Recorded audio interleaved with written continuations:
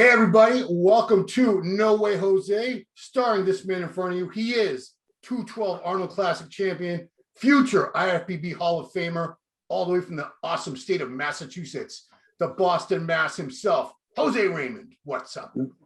What's up? I just love that intro, man. You're so enthusiastic. I'm trying to make it better every time. Yeah, you are. You're like the Bruce Buffer. So I got the idea for this one. Man, I got to talk to Jose about this. I do a weekly show with Dr. Tuliados in Greece, and we answer a lot of drug questions. People ask about SARMs and peptides. And one of the questions was about, geez, what the hell was it called? Some ridiculous peptide. The name's BPC 157, TB 500. And I didn't know, I had no idea what the guy was asking about. So I thought they were like blood values or something weird. And the guy goes, how can you not know that? How can you be part of the bodybuilding world and not know about all these things? And I said, why do I need to know about every drug out there, every SARM, every friggin' peptide? I don't need to know that. I know the basics. I know what I need to use, and beyond that, I don't care what anyone else uses. And I know that we've talked before about this obsession with drugs. There's this whole generation of people now that they're like bro scientists, and they study and they research, and they can talk to you about drugs for hours and hours. And we both know people like this that are experts on drugs, that self-taught experts, but I don't see them looking any better than they did before. I don't see some of these people are coaches. I don't see their clients looking better than other coaches' clients. So I don't personally believe being a drug expert is that critical, is that necessary. There's a lot more important things to focus on in bodybuilding and the sport and the lifestyle of it. So yeah, I don't know where you'd like to start, but let's do this. Well, this is going to be a quick topic because I don't know shit either. But I can tell you that the greatest of all time, everyone from Arnold to Jay Cutler to Ronnie Coleman, I guarantee you they don't know what TB 500 is, or any of these damn things. There's one that stimulates the appetite, GHRP6 or something like that. Yeah, that's the only one I know the name of, because people talk about that one all the time. Yeah, but here's the thing. None of these Olympia physiques, Flex Lewis, Phil Heath, Kamal, Sean, nobody was built from peptides.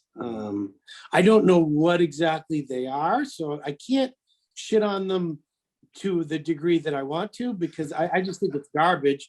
I think it's money-making bullshit. There might be a certain degree of like injectable amino acids or glucagon or whatever the fuck some of these things are. Yeah. But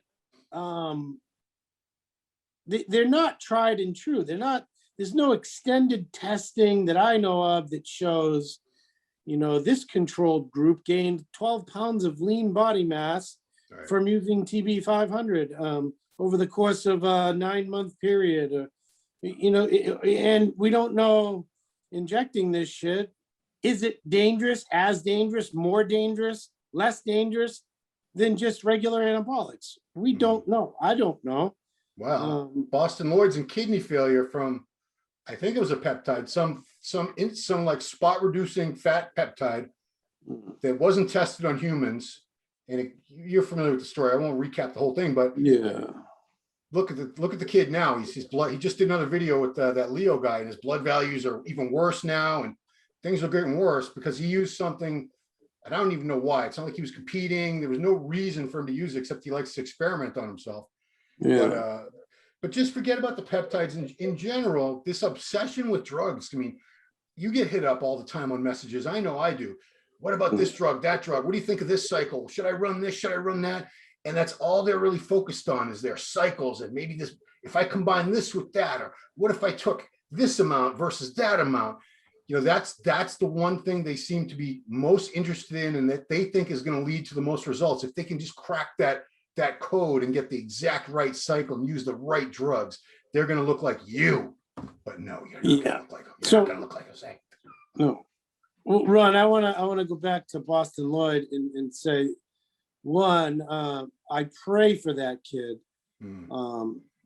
for many reasons. One, I've never had a negative interaction with him. He's been funny and said some funny things to me, but he's so respectful to me and such a nice kid, offered help to me many occasions. And I won't get into like, but like I asked him about fertility, how he managed to do it. And he's like, I'll write you out the whole thing, what I did. And I'll even send you the kid couldn't be nicer. I fucking love the guy. Like he's just so nice to me. And it's a shame that he got so confused at such a young age, where he was experimenting on himself. I don't think he knew. Well, obviously he didn't know that this was going to happen. And I hope he's resilient enough to bounce back and put this all behind him. It's so sad, man. It's so scary because there are a legion of kids out there.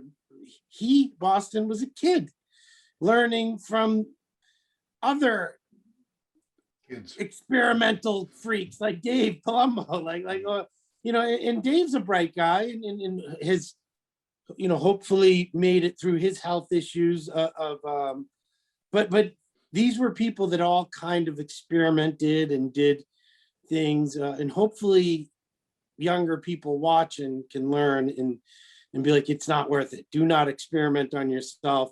Find someone who is tried and true and who is known to be a purist and a minimalist, knows, if you see a guy like Chris Aceto and he's worked with hundreds of people at top levels and they're freaky and big and shredded. And I know Chris does not encourage abuse of anything. What's your opinion of abuse? But overuse, as far as we're concerned, seek someone out, and I hope and pray that younger people can learn not to abuse the shit out of, whether it's peptides or even protein shakes. If you have like 8 protein shakes a day, I've had people ask me, if I can't eat my 5 meals, can I have protein shakes? I'm like, even that would be overkill and you'd probably get some kidney issues or something, anything it can be dangerous. Well, like I said, I really think the current attitude with the younger generation, I hate to keep harping on the age thing, but I have to because it's accurate. You have to. These, with all the availability of all these different drugs and SARMs and peptides and the nutritional knowledge, we have so much more knowledge now. You should be seeing a lot more great physiques, but I don't at all. In fact, I think I see less. And I think it's because there's this belief, this reliance on the drugs, where in the end, it always comes down to, number one, genetics. You have to have very, very gifted genetics to look like these guys. I'm sorry, people. It's a harsh reality. We all want to look like, you look at a picture of Ronnie Coleman and say, I want to look like that. That's great, but you can't. I'm sorry. And there's no amount of drugs in the world. There's no secret formula that's going to get you there. So genetics, number one, years of heavy, hard training, nutrition, eating those 5-6 meals a day that nobody wants to do, but we do it, and getting enough rest. And that's it. And you can't make up for all those things by just pushing more drugs into your body. Well, I think with technology comes a lack of effort, because now there's ass implants, so chicks don't have to work as hard to build their glutes. There's the fat injections and implants, and along with the new supplements and steroids and peptides, people are putting less and less focus on learning how to train properly, learning how to eat properly, because they think that is the way to go. They see a picture of a top guy, Sean Clarita or something, and be like, well, he must have just figured out his dosage. Yeah. Just up the dose, just more drugs. Yeah, you ever watch the kid train? I think that has a little more to do with it. All these guys, honest to God, all these guys I watch, and I love watching the videos, that are really making an impact, that are really improving. And I watch Nick Walker's videos every day. Yeah. I watch Ian Valier's videos every day because they train with purpose and form and technique and real strength. You know, you don't see them snatching the weight around. You see like real squeezing and real moving of heavy poundages.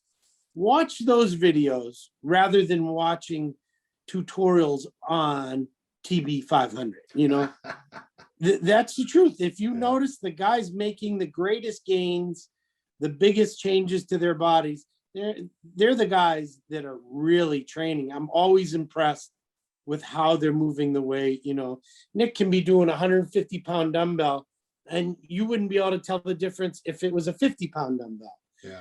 He's using his muscles. Those guys are awesome. You know, Nick's most impressive. He's got a lot of impressive lifts, but I saw him doing T-bars with, I don't know, it was like 7 plates, something.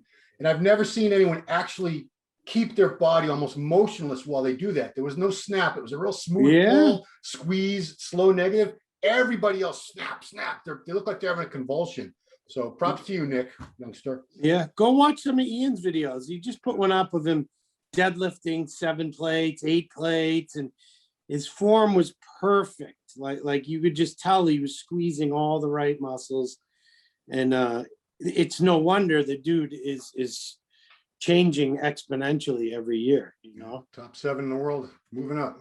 Yeah. But the last part of that is, do you get people who ever get really snotty with you that you don't know about some peptide or drug that they think you should know about?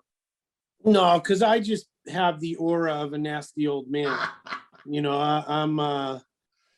I'm way beyond that. I don't want to know about peptides. I don't want to refer about them. I don't want a coupon code for one, and I don't want to pretend like I know anything about them. I don't, you know, I know what works. I know what worked for me. I know what worked for the many people I've helped, and it had nothing to do with peptides. So until you prove to me, and I'll be way long gone by then, that they're safe and I use the word safe where it's a relative term. Obviously that's a very loose term, but we do know through the years of bodybuilding what you can kind of get away with, and you know what you can utilize somewhat safely. Listen, if it's your time or your genetics can't handle certain thing, you're in trouble no matter what.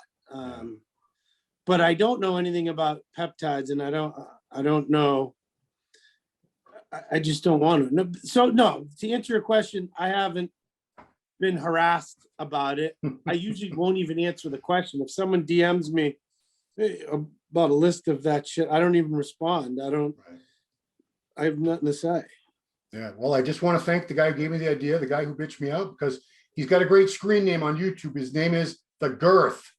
We all know girth. Oh. Girth is very important, right, ladies? Yeah. So like peptides are like asking me what it feels like to take one in the ass. I don't know. I don't want to know. I'm not interested in finding out in any way, shape, or form. It's all the same to me. Cool. All right. We did get a couple questions. They're all, there's one about IFBB Elite versus the regular IFBB. Do you want that one or no? Yeah, let's do it. All right. So we got 4 questions, 3 of them from the same guy. What are your opinions about the IFBB Elite versus IFBB Pro? Does it add any value to the sport? Value? No. No, because the IFBB's the best of the best, and everyone wants to be part of the best. Unfortunately, there is no IFBB where that champion is. That kid that just won the other day, the huge arms, he's in great condition. But I really broke down his physique. I analyzed it, and he likely wouldn't, he'd sneak into the top 10. Wow. At the Olympia. Really? Wow.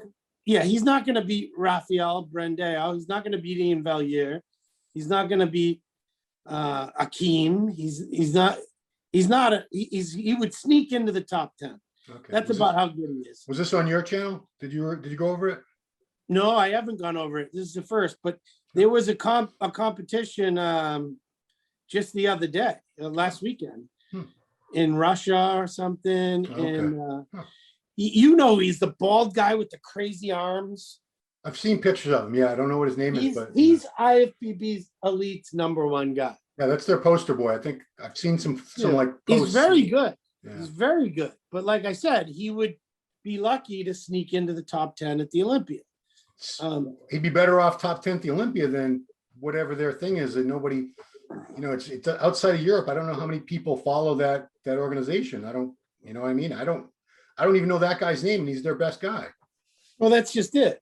And if you want to be part of the best, then you go there. So here's a little bit of a comparison. When I was coming up amateur, I won the overall at the Musclemania, and Luzwick was like, you're going to be a poster boy. You're going to be the our #1 featured pro. I'm going to fly you to Italy and all these other super body competitions. Yeah. And I was like, I want to go do the USA's. Yeah. I go, and I already knew at that point in time, I wanted to win the Team Universe. I wanted to win. I had goals of competing against the best of the best. And I knew that if 24 years old, I could win the overall at the Musclemania, then the competition wasn't that tough. Right. So I wanted to compete in the best of the best. And I told him that. And he was a little bit bummed. He was like, why would you do that? And I'm like, well, because they're gonna at the time there was a lot of strife when you competed in other organizations. Right. I'm like, I don't want to get banned. He's like, I'm not gonna ban you. You can go do all the shows. I'm like, yeah, but they'll probably ban me from competing there. And that was my ultimate goal, was winning in the NPC. So I had to make that decision. I made the right decision because the opportunities that came from Musclemania were far less. 10 Olympias later, I think I made the right call. Absolutely. Yeah. I think Brandon Ray was another Musclemania champ that did pretty well. Not Brandon. Did Brandon Curry ever do a Musclemania? Not sure. I think he did. I think he did too. He did. Yeah. I know Stan McQuay did as well. Oh, and yeah. there were a few of us. Yeah. But if I were that guy that's the head, the #1 guy in the IFBB Elite, I would really consider trying. But the problem with him is he's in Russia, I think. And there is no IFBB affiliation in Russia. It's only IFBB Elite. So he could hit like an amateur, Arnold amateur, Olympia amateur, one of those. Pretty sure. Well, he would have to travel significantly. Yeah. So I think, for his opportunities, he's doing the best he can. And at least he's the big fish in a little pond. But no, there's no comparison. I don't think it does anything for the sport. Not for the IFBB. They're already the top dogs. They don't need competition. They are the competition. It might be good for the elite because those guys have something to aspire to. They're trying to build something. But when you're building a JV team is what you're doing. Yeah. I mean, if I was one of their pros, even if I was winning shows, I'd be like, in my heart of hearts, I would know I'm not up against the best. I don't have to deal with, Rolly and Rami and Curry and Phil and on and on and on. Bonac, all the best guys. They wouldn't be in my shows. So I don't know. All right, let's move on to Mikey Dennison, because he had 3 questions. And the first one is based on you. If Jose competes and wins a show, will he do the Olympia? If so, I'm going to the Olympia. Yeah, if I were to win a show, that's the goal, right? Go to the Olympia. Yeah. I love everything about the Olympia weekend. It's the glitz, the glam, meeting everyone, meeting the fans, new fans, old fans, seeing your friends, the guys you compete with. There's no greater feeling in the world. It's like Super Bowl weekend. And of course I would do it. I have a ways to go. I'm in crazy condition right now. I sent some pictures to Chris yesterday. Yeah. And he's like, holy shit. He's like, you need to be fuller. Because typically at this point, I would be like 230 and I'm under 220. Yeah. You know, so I have some work to do, but I think I could do it. I would love to do it. And of course, I would do the Olympia. All right, So you better. You answered the next thing I was going to ask him, because I've been getting messages from people. Is Jose compete again? I was like, he's looking freaking great. I said, he's thinking about it. He's considering. He's seeing, you know, how the physique comes along and everything. But yeah, I mean, all signs. I wouldn't bet against it if I was a gambling man. Yeah, just, you know, with a pandemic year and I don't have the sponsors I did when I was at the peak of my competing, where I could spend, you know, 2 sessions a week on body work, on deep tissue, on stretching, on, you know, really focusing on the recovery aspect. And so it is a bit harder to guarantee it. You know, if I had the aid, the help in getting me ready for, I would say today, yes, I'm doing it 100%. Yeah, it's good that you mentioned that, because I don't think a lot of people realize they think all the, promoters pay for everything. You just have to just show up, and they don't realize you're a professional athlete, and especially in your 40s, you've been doing this forever. You need a lot of help, a lot of therapeutic assistance on a weekly or bi-weekly basis, just to be able to keep going and get to the shit. They don't. That's the biggest part of it. You know, people are like, how are your hips? I'm like, oh, they're pretty good. It's my shoulder that I can't, I need a lot of effort to hit a front double bicep now. And it's, it sucks. So, but after therapy, I feel a lot better.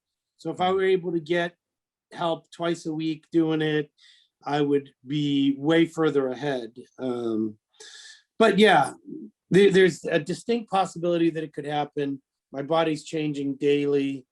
I'm super motivated. And I love these guys that are competing. I would love to get on stage with some of these new guys, some of the younger guys, and just see how I could look against them.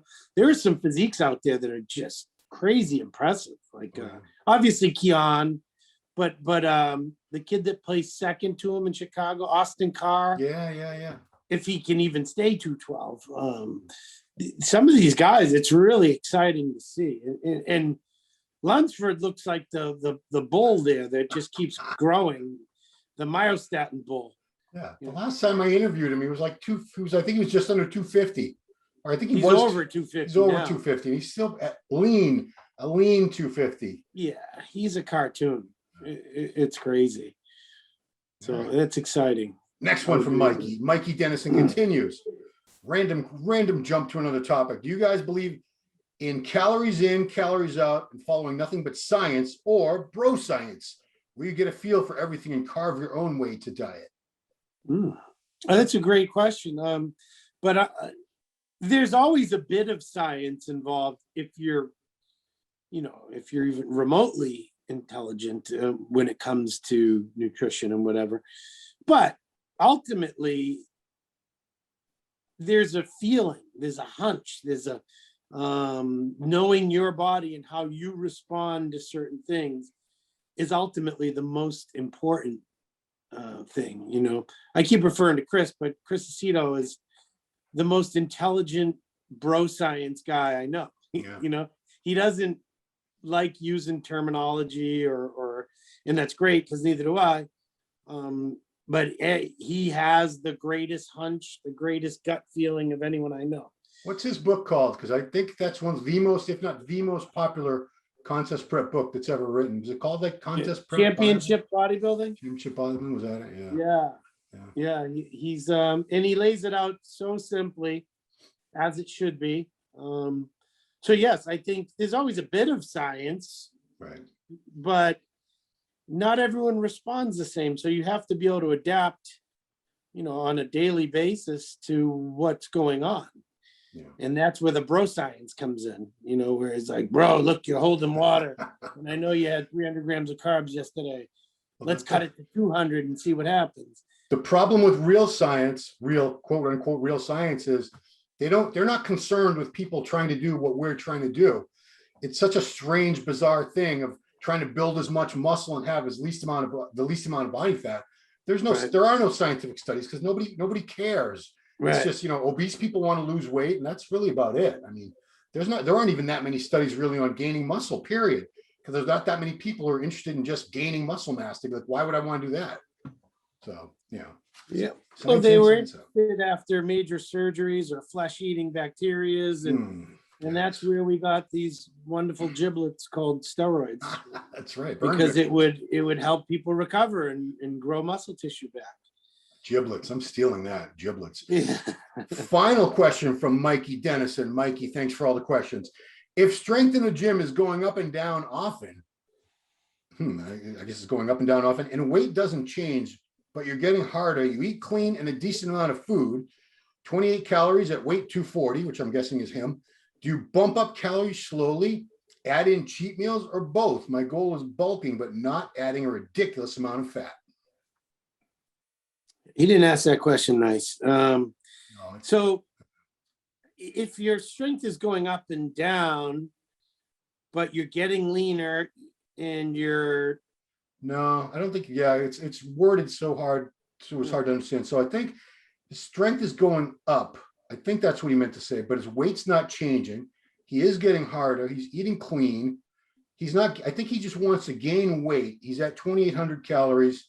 He wants to know if he should bump up calories slowly, add in cheat meals, or both. That's the real question, I guess. I would bump up calories slightly and maybe add one cheat meal, because it sounds like he's adding muscle. Yeah. If you're getting harder and stronger and not losing weight, that tells me you've added muscle. Right. So because you must have lost some fat to get harder, and you didn't lose weight, so your composition is changing. Yeah. I wouldn't change a damn thing. It's a good thing you brought up that word composition, because you work with a lot of people. You're a great coach. I occasionally coach, and I had a before and after of this local guy, Alex, who was going to do a show, one of the Boston shows that ended up not happening, but I think we stopped and we pulled out, we pulled the prep at like 5 weeks out or something. Anyway, 220, he started the prep at 220, and at 5 weeks out, he was 220. But the side-by-side pictures, in one, he's small and soft, and the other one, he's way bigger and way harder. It looked like an awesome before and after, and you would never, most people would be freaked out if I said exact same weight. He's not 1 pound lighter or heavier, because people focus on the weight, and then, but like you said, if your weight's not changing, but you're getting leaner, what does that tell you? Something's changing. That's a great thing. I mean, geez, that's what we all want to do. Yeah. All right. Well, that's all the questions. What a great show. Check out Jose's. What? I'm going to show you a picture of the week. Okay. Is it here? No, I got it. This is unbelievable. Every once in a while, Chris will be playing on his phone and be like, holy shit, look at this. And he'll send me a picture. This was in Korea. I was sending him a progress picture from Korea in the hotel room in 2015. And I was, can you see it? Yeah. I don't think this is doing it justice the way you're showing it, but no, it was bananas. Dude, I mean, I was so full. I pictures think I just got off the plane. Yeah, you look like you're about to pop. Yeah. I mean, I've taken pictures of you, like a week or two out there, just still mind-boggling. Just so full, so vascular, so hard, like granite. Yeah. That's why your comeback would be greatly appreciated by a lot of people. Greatly appreciated. Yeah, I'd love to do it. So we'll keep chatting. You're one of the best, dude. You're still one of the best. Thanks, buddy. So now's the plug time. Go to Instagram. It's the Boston Mass with 2 E's. Then go to this website, thebostonmass.com, with just 1 E. A lot of great merch there. You got to check that out. And if you're on YouTube watching this, head on over to the other channel. It's called, again, the Boston Mass. Easy to remember, right? You got awesome content. He does a podcast with his buddy Nate Tello. They go to different gyms. They interview people. It's all kinds of really cool content. Yep. You're even you even got stuff from the Dragon's Lair on there, don't you? I don't think so. No, well, I will if he wants me to, but I think he'll do better himself. Listen, if anyone orders like a tank top or the sizing is off or whatever, just DM me on Instagram and tell me what you ordered, and I'll get it. Sometimes I don't get the notifications through the website, and I don't know if it's been updated as to exactly what inventory's left. So just DM me if you've ordered something and you haven't heard back yet. Right on. Yeah, it's quality stuff, guys. Everything I own from the Boston Mass collection is probably at least 10 years old now. It's been sweated through and washed a million times. It's still holding up perfectly. It Quality smells stuff. incredible too. Yeah. Axe smells like Axe body spray. Yeah. Cool. All right, everybody. Thanks for watching this episode of No Way Jose, starring the Boston Mass Jose Raymond. We'll see you next time. Good Peace. stuff. Well done, buddy. The missile's home, so I'm out. All right. Good luck. Thanks, Jose. I'll Bye. see you, bud.